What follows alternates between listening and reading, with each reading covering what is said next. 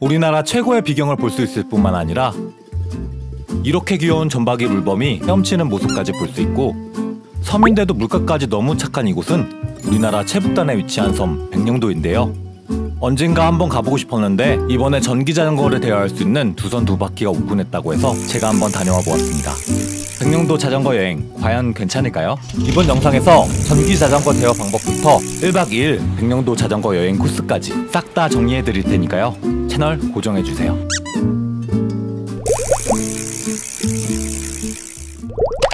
먼저 백령도로 가기 위해서는 인천항 연안 여객터미널에서 배를 타야 하는데요.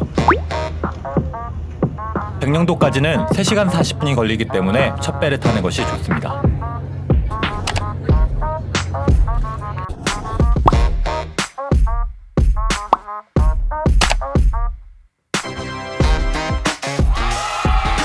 선착장에 내려서 전기자전거를 빌릴 수 있는 두선 두 바퀴까지는 약 9분 정도 걸어야 합니다.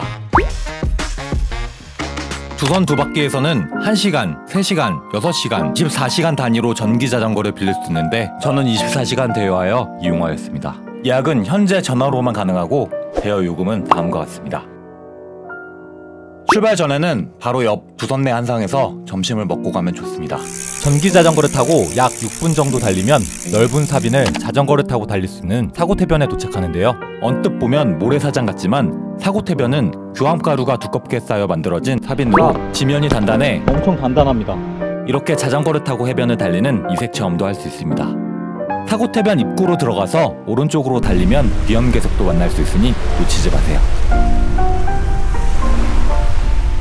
사고태변에서 콩돌 해변으로 향하는 길에는 백령호를 지나게 되는데요. 백령호 앞 서해 최북단 백령도비도 백령도에서 놓치지 말아야 할 사진 포인트 중 하나입니다.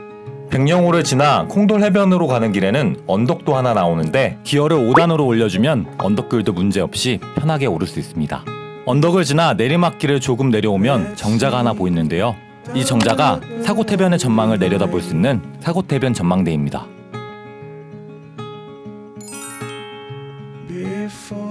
와, 위에서 내려다보니까 더 멋있는 것 같죠?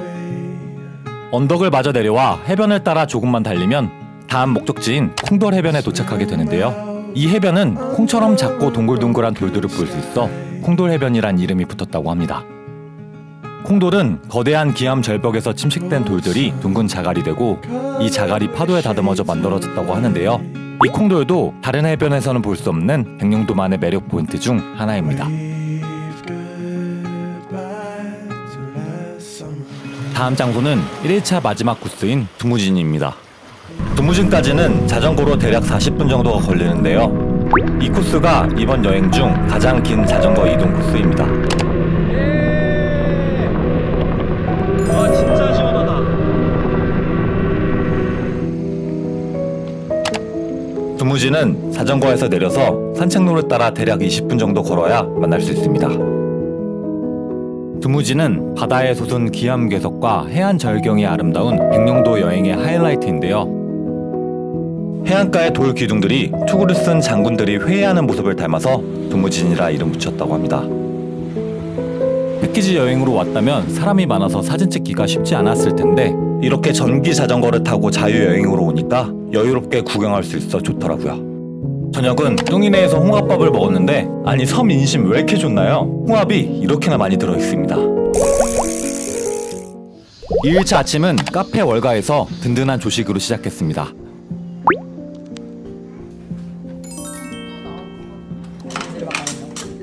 아침을 먹고 나서는 점박이 물범을 볼 수 있는 한이해변으로 향했는데요. 한이해변 가는 길에는 진촌 농길을 지나는데 싱그러운 초록빛 시골 풍경이 참 아름답더라고요. 이런 게 또 자전거 여행의 묘미인 것 같아요. 한이해변에서는 썰물대 바위에서 쉬는 점박이 물범을 볼 수 있다고 하는데요. 제가 간 날은 아직 물이 덜 빠져서 아쉽지만 멀리서 헤엄치는 물범만 볼 수 있었어요. 그래도 완전 귀엽죠? 만원경은 바로 옆에 있는 한이해변 안내소에서 대여가 가능합니다. 다음은 오늘의 마지막 여행지인 심청요 테마파크에 갈 건데요. 가는 길에 사자바위를 볼 수 있는 고봉포구를 지나기 때문에 잠깐 들러 사자바위를 구경하고 가도 좋습니다. 연꽃마을 심청요 테마파크는 백년 연꽃마을에 위치한 카페 겸 테마공원입니다. 심청이가 몸을 던진 인당수가 백령도 인근에 있어서 그런지 백령도에 심청이와 관련된 관광지가 몇 있더라고요. 테마파크 곳곳에는 심청이가 환생할 때 타고 온 꽃인 연꽃이 심겨 있어 7월에서 8월에 방문하시면 활짝 핀 연꽃도 보실 수 있습니다. 여기는 음료를 주문하면 별도의 입장료 없이 관람이 가능합니다.